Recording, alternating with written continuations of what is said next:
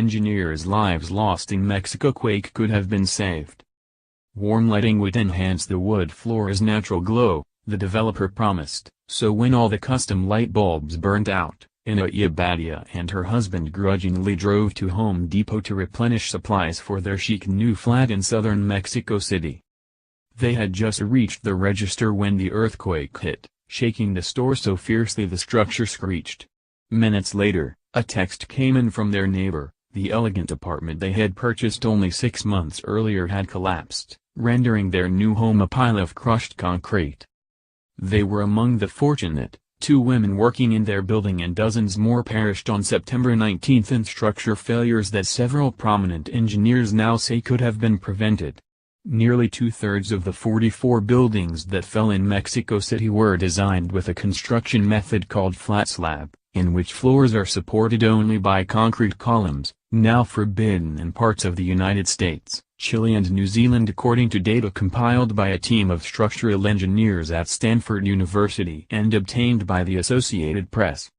Mexico City officials were widely lauded for tightening their building codes after thousands died in the 1985 earthquake. But they left out one crucial reform, a prohibition on the building technique that caused 61% of the building collapses in last month's magnitude 7.1 quake, which killed 369 people and blanketed tree-lined avenues in rubble. "I keep thinking about what would have happened if I had still been in bed that afternoon," said Abadia, 26, who was in her bedroom that morning recovering from thyroid cancer, dreaming of furnishing the home she and her husband moved into in March. "That was where we used to feel safe."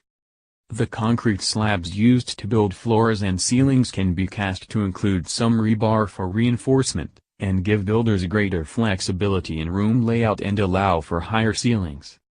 But in an earthquake, without reinforced concrete walls or lateral bracing to resist forces pushing structures sideways, buildings with that design can move too much. The columns, and connections between the slabs and columns, can easily break, prompting collapse, as was the case at a school where 26 people died, most of them children.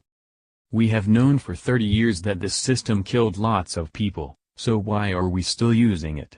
asked Eduardo Miranda, a professor of civil and environmental engineering at Stanford and global expert on earthquake-resistant design who compiled the data. "The right decision after 85 would have been to completely ban this kind of construction. We could have saved lives." Abadia's trendy, eco-friendly apartment building with its wood-paneled balconies and solar-paneled roof collapsed when a corner column failed, and the flat slab structure pancaked, Miranda said. The construction method was only the start of the problems. The units were designed by an engineer whose license lapsed, and approved in a borough where auditors previously found illegal construction occurred unchecked. Experts concur that the devastation caused by last month's earthquake in the city of 8.9 million people could have been much worse had the building codes not been so strong, but it also has forced an uncomfortable conversation about their shortcomings. Now, as experts race to toughen standards to retrofit hundreds of damaged buildings, they are grappling with the reality that corruption has allowed hundreds of structures to be built outside the rules atop the soft soils of Mexico City's ancient lake bed. After the quake, Abadia and her husband made their way home to find their flat in ruins, concrete and rebar tangled in the parking lot, pieces of styrofoam filler used in the slabs floating in the breeze. Frantic neighbors gathered to search for a missing mother and daughter-in-law they knew cleaned an apartment down the hall, but the builder never appeared, so residents were left to sketch out their own graphs of the building structure for rescue crews seeking a safe entry point. "The 2 people working in number 404 couldn't get out," said Abadia, the scars from her operation still fresh at the base of her throat. "How is it possible that after less than a year after it opened, the building was completely demolished?" The day after the earthquake, the builder, Canada Building Group, sent residents an email saying that the company was not responsible for the collapse because the earthquake was a fortuitous event out of its control. Little did residents know that the private engineer who designed the building had been working under a license that expired in July 2015, online records show. City officials and the engineer did not return calls seeking further details about the expiration. And the borough official who heads the department that signed off on the plans the engineer submitted, including the waffle slab construction, reportedly had been suspended for illicit enrichment after an investigation by Mexico City's controller found he failed to report a line of credit on a home and 2 cars on his income statement. Neither the builder nor the official, Anahi Abadia, responded to AP's calls or messages, but Abadia has disputed the claim on Twitter. An audit performed by Mexico City's controller in 2015 shows that the same borough, Benito Juarez, had been rubber-stamping construction drawings, allowing unpermitted and illegal construction to sail through its offices. It was found that the Department of Public Works and Urban Development does not have a specific program to administratively verify construction drawings, the audit said. Borough officials did not return calls seeking comment, but previously announced they were investigating possible sanctions against the developer of Abadia's apartment building and planned to file a criminal complaint. It will need to be investigated, said Renato Barron, head of the Institute for the Security of Constructions of Mexico City, a city agency. It can't be that something so new fell down. In the crisis following the 1985 quake, a group of academics, building officials and engineers drafted emergency recommendations to strengthen Mexico City's seismic codes, which were swiftly passed into law. The committee was under pressure to analyze what caused the collapses and quickly issue new norms, and some architects and builders were opposed to an outright ban on flat slab construction, said Miranda, who was then writing reports that informed the committee.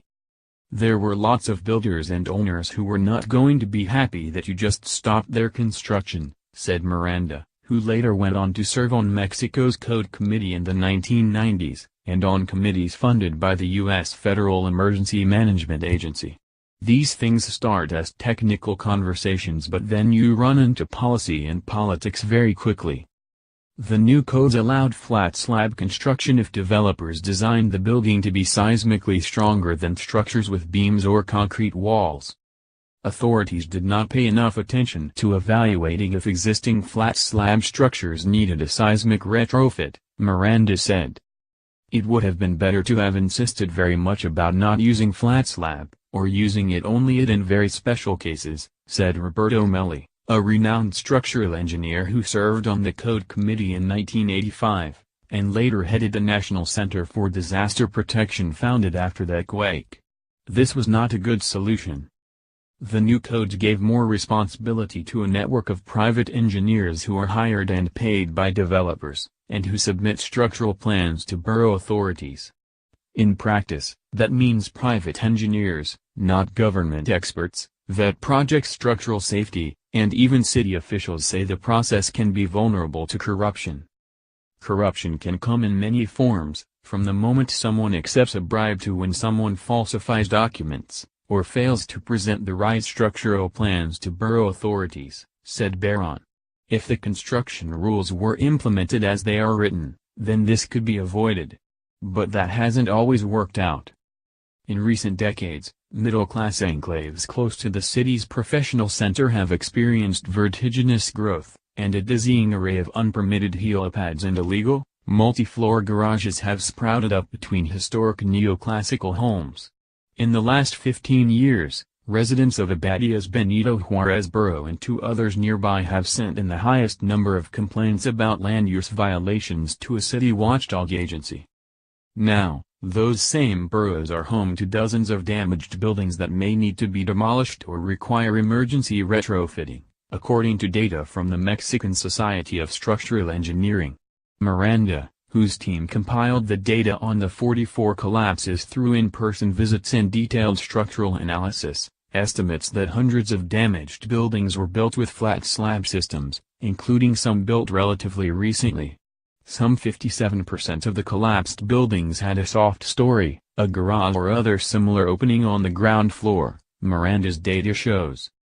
Melli said he and others on the expert committee will seek to strengthen retrofitting standards first, and early next year may re-examine flat slab, although he is not convinced prohibiting the method outright would have worked. Abadia, who is living temporarily at her mother-in-law's apartment on the other side of the vast city, said she hopes shoddy builders will be held responsible. "We lost everything," she said. "We know an earthquake is an unexpected event. But a new building should not fall down." Associated Press writer Mark Stevenson in Mexico City contributed to this report.